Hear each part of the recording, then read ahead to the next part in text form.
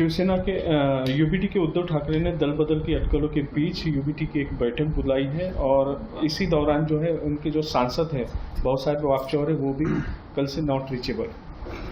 देखिए, उबाटा का नेता का ये बैठक की बुलाना कोई नई बात नहीं। जब भी ऐसी संकट की घड़ी आती है या तो उनको लगता है कि अपने कार्यकर्ता अपने साथ नहीं रहेंगे, उस वक्त ऐसी बैठक बुलाई जाती है।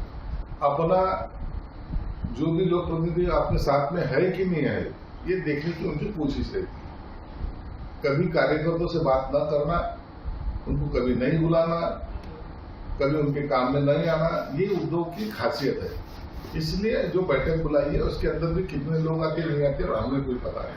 मुंबई में जैन समाज के व्हाइट पट्टे को लेकर कंट्रोवर्सी शुरू हो गई है, जिसमें मनसे के संदीप देशपांडे ने उसे सांस्कृतिक दहशतवाद बोल के संबोधा है और जिस पे जैन समाज के युवा मोर्चा और जैन समाज के काफी लोग नाराज हैं उसके ऊपर। देखिए, मुझे लगता है ये ऐसे पट्टे मारना, ये छोटी मोटी जो हरकतें जो कोई लोग करते होंगे उनके ऊपर कार्रवाई करनी चाहिए। ऐसा नहीं है, ऐसे जातीय तनाव निर्माण करना ये अच्छी बात नहीं है।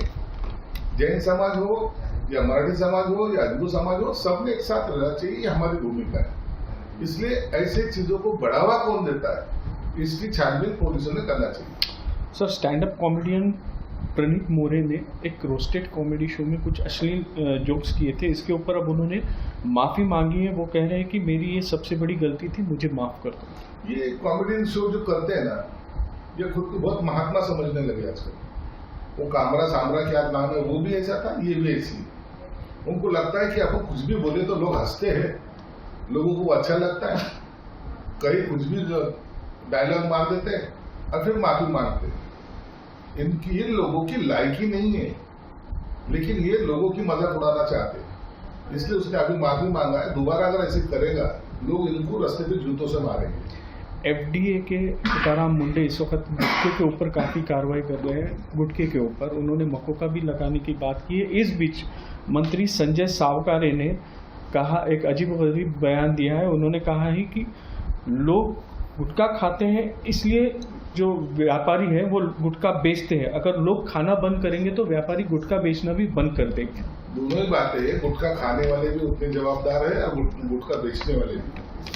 लेकिन इसका मतलब ये नहीं कि गुटखा बनाने वालों के ऊपर कार्रवाई नहीं होनी चाहिए, होनी चाहिए। दूध में जो भेसळ हो रही है उसके ऊपर कार्रवाई होनी चाहिए कि तो होनी चाहिए। मुझे लगता है कि ये तुकाराम मुंडे जो कार्रवाई कर रहा है उसका हम समर्थन करते हैं।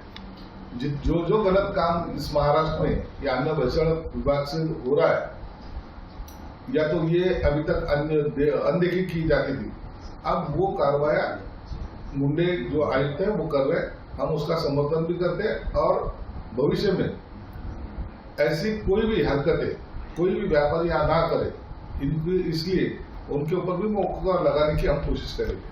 पश्चिम बंगाल के अलीपुर स्थित एक सरकारी भवन में भीषण आग लगी, जिसमें 4000 ईवीएम मशीन जो है जल के खाक हो गई है।